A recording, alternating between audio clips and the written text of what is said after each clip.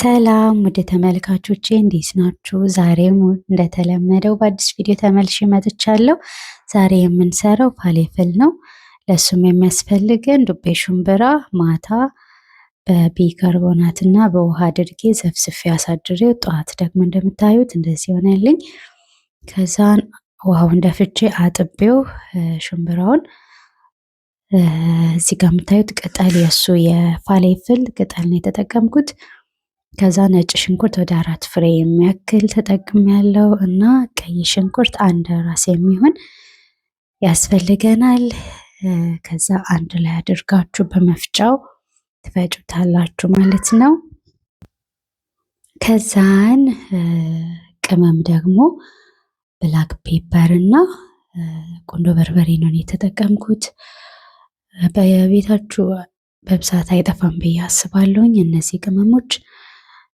ከዛን ትንሽ የጨው ከላዩ ላይ አድርጋችሁ ፍጭት ማድረግ ነው። ስትፈጩ ደግሞ አንዴ በደንብ ሙሉ በሙሉ አይፈጭላችሁም። ለዛ እየነካካችሁት እያገለባበጣችሁት እኩል ሆኖ እንዲፈጭ ማለት ነው። ከላይ ያለው በብዛት አይፈጭም እና ወደታች እያገለባበጣችሁ እንደምታዩት ነው እኔ በማንኪያ የፈጫሁት።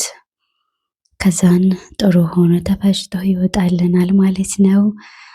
ከዛን በሳህን ላይ በጎርጓዳ ሳህን ላይ አድርጋችሁ ቤኪንግ ፓውደር ወደ 1 ማንኪያ ያክል ነው የተጠቀምኩት። ባይበዛ ጥሩ ነው፣ ካበዛችሁት ፍርክስክስ ነው የሚለው።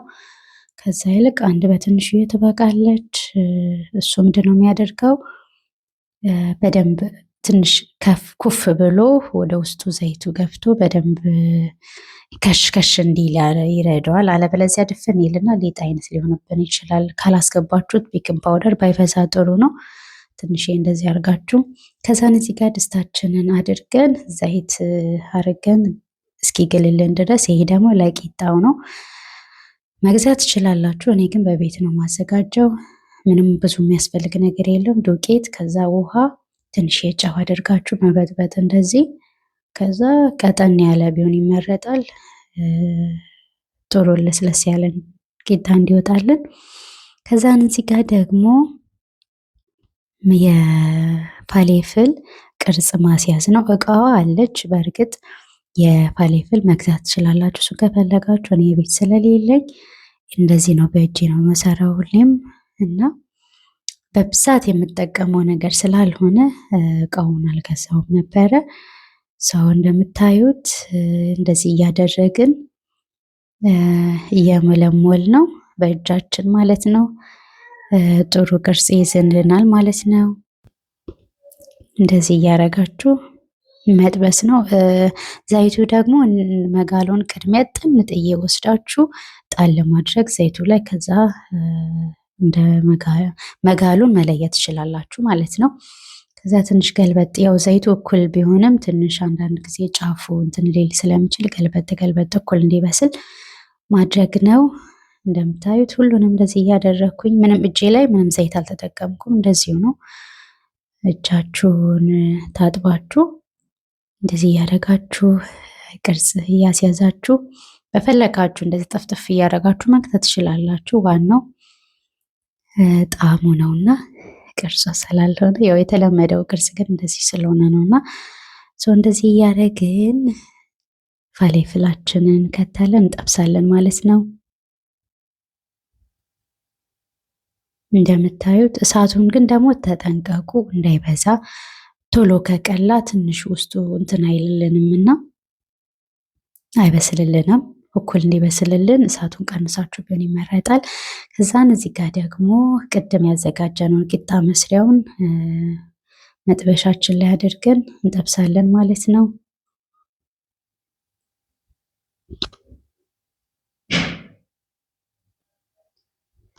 እንደዚህ እያገላበጥን ቶሎ ቶሎ ካገላበጣችሁ ይሄ የማረር ነገር ሳይኖር ለስለስ ያለ ቂጣ ይወጣልናል። ገልበጥ እያደረግ ተላይ ሱቅ ላይ የሚሸጠው ረዥም ሰዓት የቆየ ስለሚሆን፣ እዚህ ግን በቤታችሁ ያዘጋጁት ስለሚሆን በጣም ፍሬሽ የሆነ ታገኙበታላችሁ እና ብዙም ድካም የሌለ ነው።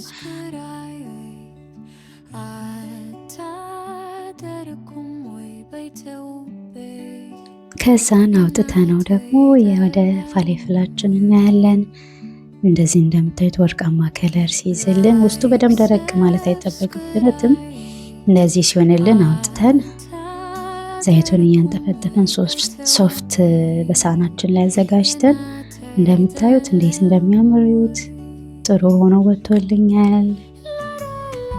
ከዛ ሁለተኛ ጊዜ የጋገርኩት ቂጣው እንደዚህ ይሆነልን። መሀሉን በደንብ ይበስልልኛል። ስስ እንጀራ ስስ ቅጣው ሆኖ ወጣለን ማለት ነው። እዚህ ጋር ደግሞ ለሶሱ የሚሆን አንድ ነጭ ሽንኩርትና ጨው አድርጌ በደንብ እንደዚሁ ቅጣ አደርጓለሁ ማለት ነው። ከዛን ሎሚ አንድ ሎሚ ነው የተጠቀምኩት።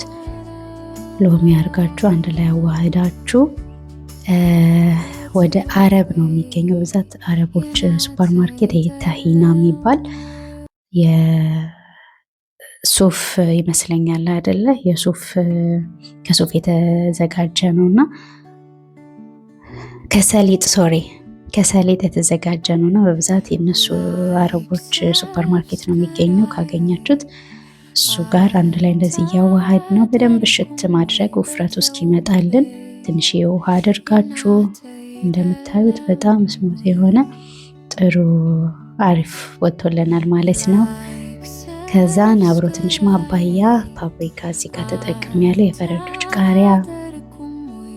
ከዛን አብረው ደግሞ እንደ ሰላጣ ትንሽ እንዲመጣልኝ ስለፈለግኩት ኩከምበር ትንሽ እያደርግ የተጠቀምኩት። እናንተ ሌላ ነገር መጨመር ትችላላችሁ ከፈለጋችሁ። ሰው እኔ እንደዚህ ብቻ ስለፈለግኩኝ ነው። ከዛ ትንሽ የሎሚ አድርጋችሁ መጠቀም ትችላላችሁ። ከዛን ወደ ሳህናችን እንሄዳለን። ሳህናችን ላይ እንደምታዩት እንደዚህ ነው። ለራሳችሁ እንደሚመቻችሁ ማቅረብ ትችላላችሁ። እኔ ግን እንደዚህ አቀርብ ያለውና ከወደዳችሁት ሰብስክራይብ፣ ላይክ፣ ሼር ማድረጉ እንዳትረሱ። ለሌላው ሼር አድርጉላቸው።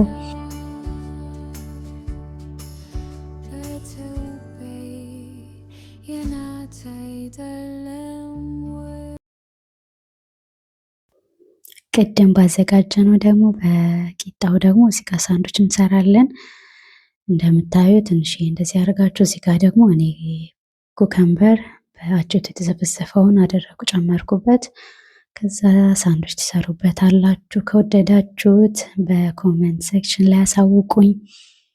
የሚጨመር ነገር ምን ላዘጋጅ አስተያየታችሁን በዛው አሳውቁኝ። ሰላማችሁ ይብዛልኝ። ቻው ቻው።